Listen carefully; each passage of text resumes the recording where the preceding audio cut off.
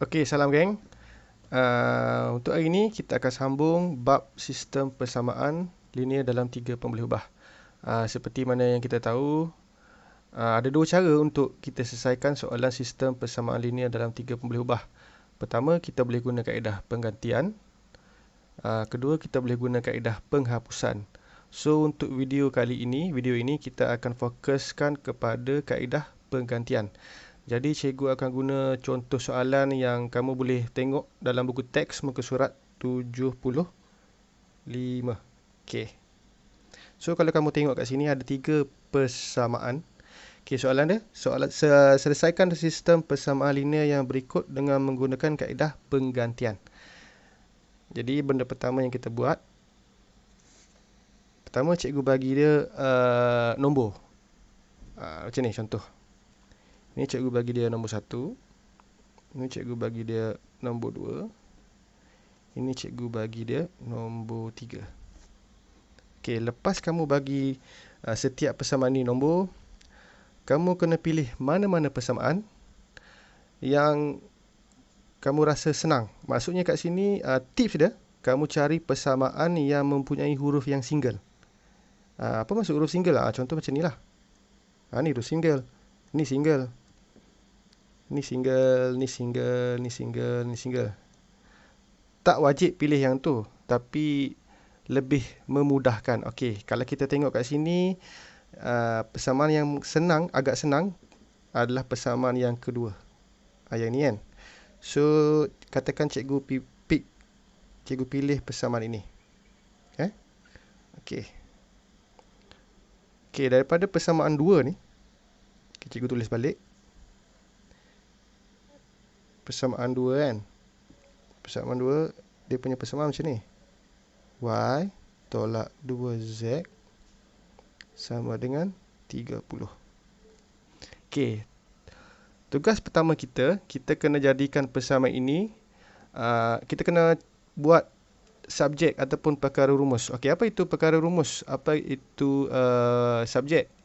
Contoh kita tahu kat sini Y ni di single. So kita nak jadikan dia Y ni subjek ataupun perkara rumus. Maksudnya kita kena buat dia duduk sorang-sorang. Duduk kat mana? Duduk sebelah kiri. Okey. So apa yang kita kena pindahkan? So kita pindahkan yang ini. Kita pindahkan mana? Ke sini. Jadi dia akan jadi macam ni. Cikgu pindahkan ini ke sini. So dia akan jadi Y sama dengan 30 tambah 2Z.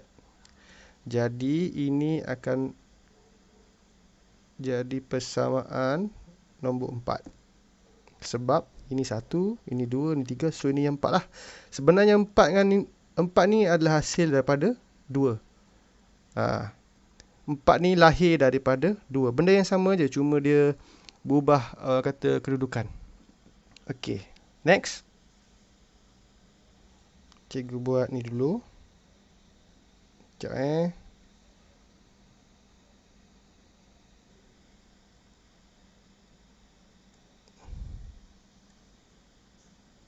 Okey. Garis ni wajib ke? Tak wajib. Just nak memudahkan. Okey. Kita tengok balik kita punya persamaan.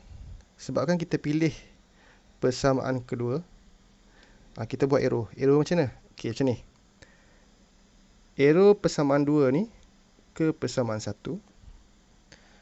Arrow persamaan 2 ni ke persamaan 3. Okey, apa maksud arrow ni? Maksudnya kat sini, cikgu akan gantikan arrow persamaan 2 ini. Cikgu akan gantikan persamaan 2 ni ke dalam persamaan 1 dan juga persamaan 3. Cumanya kita tak pakai persamaan 2 lah, kita pakai persamaan 4. Jangan pening. 2 dengan 4 ni sebenarnya sama, sebenarnya sama. Jadi dia macam ni. Okey, kita ganti. Sekejap, cikgu tulis Kita ganti 4 ke dalam 1. Okey, 4 ni yang mana? Yang tadi, yang baru kita dapat tadi. Yang ni. Y sama dengan 30 tambah 2Z. Okey, Y sama dengan 30 tambah 2Z. So, 1 ni yang mana? 1 ni persamaan 1 lah. Yang ni. Ni. Okey. Tak apa, cikgu tulis kat sini supaya senang. 3X tolak Y tolak Z sama dengan negatif 120. Okey. Apa maksud ganti 4 ke dalam 1? Maksudnya 4 ini iaitu yang ini kita ganti ke dalam persamaan ini. Okey, tapi kita nak ganti dekat mana? Okey, kita ganti dekat huruf Y. Kenapa huruf Y? Sebab kan subjek ini adalah Y. Perkara rumus ini adalah Y. Sebab tu kita kena ganti ke dalam Y. Jadi dia akan jadi macam ni. Okey. Garis dulu. Dia akan jadi 3X tolak, sepatutnya tolak Y kan, betul tak? Tapi kita ganti dengan persamaan ini, 30 tambah 2Z. Jadi dia akan jadi macam ni. 30 tambah 2Z tolak Z sama dengan negatif 120. Okey. Kita buka kurungan. Kurungan mana? Ni kurungan yang ni. Ni yang ni. Okey, bila kita buka dia akan jadi macam ni. 3X tolak 30 tambah 2Z tolak Z sama dengan negatif 120. Okey, dekat bahagian kiri ni kita tengok ada tak yang boleh kita selesaikan. Okey, kalau kita perasan kita boleh selesaikan yang ini.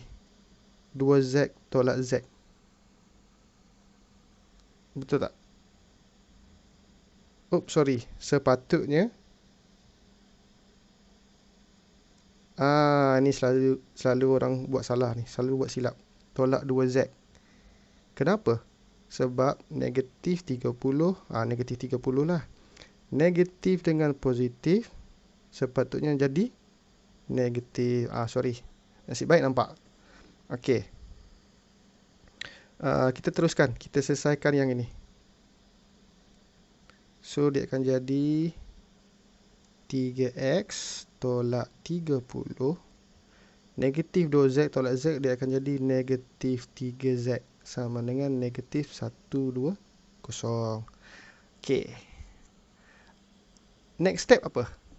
Next step kita kena buat mana-mana huruf jadi subjek. Tadi Y dah jadi subjek, betul tak? So, sekarang ni kalau kita perasan tinggal X dengan Z sahaja. So, kita kena pilih mana-mana huruf supaya dia jadi subjek perkara rumus. Maksudnya dia duduk sorang-sorang. So, kalau nak senang yang ni, kita ambil X jadi perkara rumus. Maksudnya kita kena buat X duduk sebelah kiri sorang-sorang. Jadi, ada banyak benda yang kita kena pindah ke sebelah kanan. Apa maksud pindah ke sebelah kanan? Maksudnya yang ini kita pindah sebelah kanan. Yang ni pun kita pindah sebelah kanan. Okey, kita pindahkan dia. Kita grouping senang macam ni. Kita pindah ke sebelah kanan. So, dia akan jadi 3X sama dengan negatif 120 tambah 30 tambah 3Z. Okey, kalau kita perasan ada nilai yang kita boleh selesaikan yang ini. Nak senang kita terus selesaikan. Negatif 120 tambah 30 akan jadi negatif 90 tambah 3Z. Cuba kita tengok sebelah kiri ni. Adakah X duduk sorang-sorang? Belum. Masih ada 3. Masih ada nombor 3 ni menyibuk kat sini. So, apa kita kena buat? Kita alih 3 ni ke sana. Tapi ingat, bila kita pindah 3 ke belah sana, dia tak jadi tambah, dia tak jadi tolak. Dia akan jadi apa? Yes, good. Dia akan jadi bahagi. So, dia akan jadi macam ni. Sebenarnya dia akan jadi macam ni.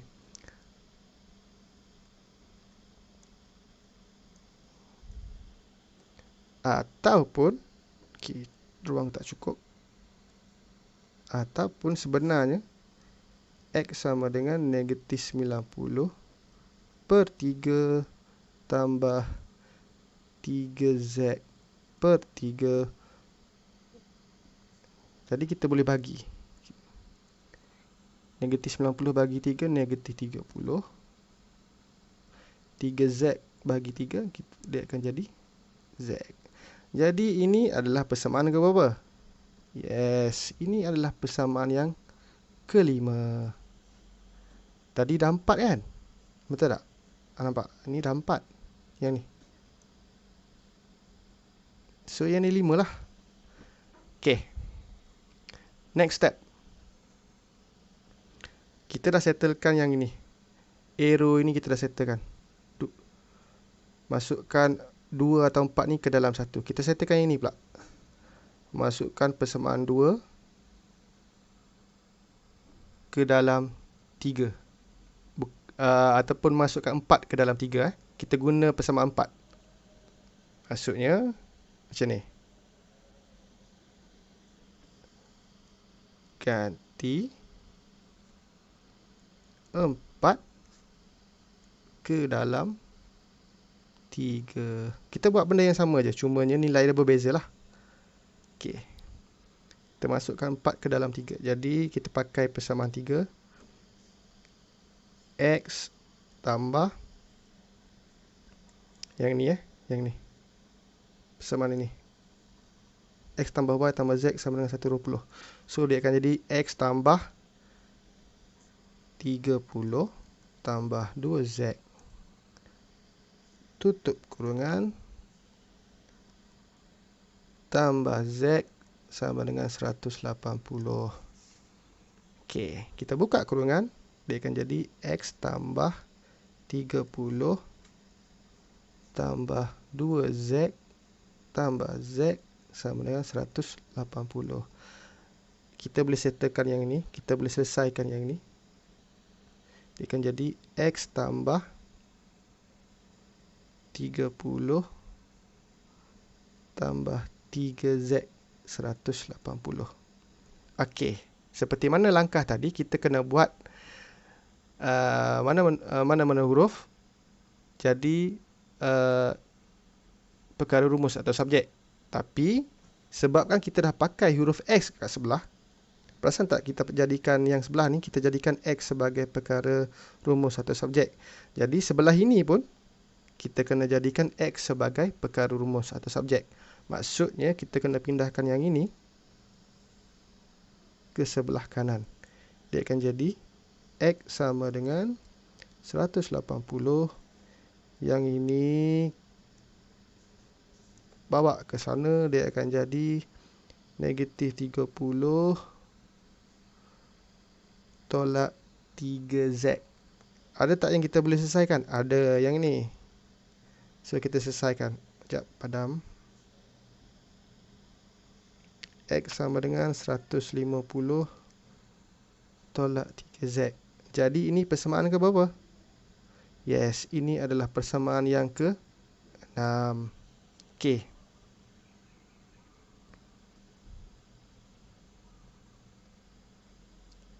Kita dah dapat persamaan 5, kita dah dapat persamaan 6. Jadi kita ambil persamaan 5 ni. Kita ambil persamaan 6 ni. Kita jodohkan dia dekat sini. Jodohkan macam mana? Maksudnya, kita tulis balik. Negatif 30 tambah Z. Okey, yang ni Ni kat sini. Okey, pasangan dia yang ni. Kita letak sebelah kanan. Dia akan jadi 150 tolak 3Z. Okey. Apa yang kita nak buat dekat sini? Yes, kita nampak ada huruf Z. Betul tak? Dia duduk seorang-seorang, single. Jadi kita kena buat X tu jadi subjek perkara rumus. Maksudnya kita kena letak Z tu sebelah kiri. Jadi yang ini stay lah sebab memang dia dah duduk sebelah kiri. Yang ini kita hantar dia ke sebelah kanan. Yang negatif 3Z ini kita hantar dia ke sebelah kiri. So dia akan jadi macam ni. Z tambah 3Z negatif jadi positif. Ingat tu 150 negatif 30 ni hantar dia ke sana jadi positif 30. So Z tambah 3Z 4Z. 150 tambah 30 180. So kalau kita nak Z ke 180 bagi 4. So 180 bagi 4 sama dengan 45. Jadi kita dah dapat nilai yang pertama. Z sama dengan 45. Apa lagi yang belum kita dapat? X dengan Y. Right. Kita pakai ruang yang ini pula. Kita dah dapat Z sama dengan besarnya. Z sama dengan 45. Betul tak? Okey. Kita nak sekarang ni misi kita nak cari nilai X dan Y. Jadi pilih mana-mana persamaan. Apa maksud pilih mana-mana persamaan? Dekat sini ada 6 persamaan. 1, 2, 3, 4, 5 dan 6. Betul tak? Pilih mana-mana, tapi tak bolehlah kita sebarang pilih. Kita pilih yang menyenangkan. Maksudnya kat sini, contoh kita nak cari X. Senang kita ambil persamaan yang last kali ni. Okay. X sama dengan 150 tolak 3Z. X sama dengan 150 tolak 3Z. X sama dengan 150 tolak 3. Z dah dapat kan? Betul. Z tu sama dengan 45. So, kita settlekan. Kita selesaikan macam biasa lah, bos. Tekan kalkulator. Pam. Dapatlah 15. Ini jawapan dia.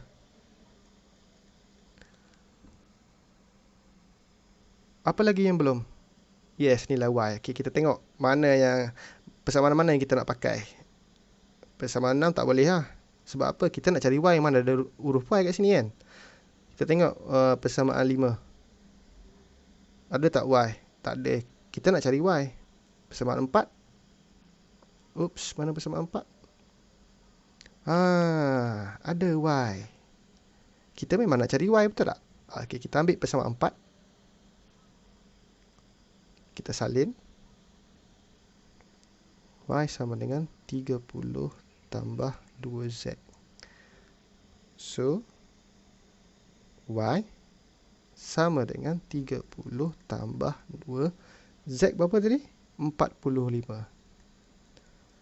Lepas tu buat apa? Tekan kalkulator, bos. Tekan kalkulator. Pam. Y sama dengan 120. So, itulah jawapan untuk Y. Jadi, kita dapat 3 nilai X, Y dan Z. Dan kita pun sebenarnya dah selesaikan persamaan ini. Jadi, kita nak buat apa? Kita masuk ke kaedah seterusnya. Jap, sebelum tu mestilah tulis jawapan akhir. X sama dengan 15. Y sama dengan 120. Z sama dengan 45. Okey. Jadi, itu saja untuk hari ini. Hari ini kita belajar menyelesaikan sistem persamaan linear dalam 3 pemboleh ubah menggunakan kaedah penggantian. Kita jumpa di video seterusnya yang mana cikgu akan ajar kamu macam mana nak guna kaedah penghapusan untuk menyelesaikan soalan sistem persamaan linear dalam 3 pemboleh ubah. Jadi, terima kasih dan jumpa lagi.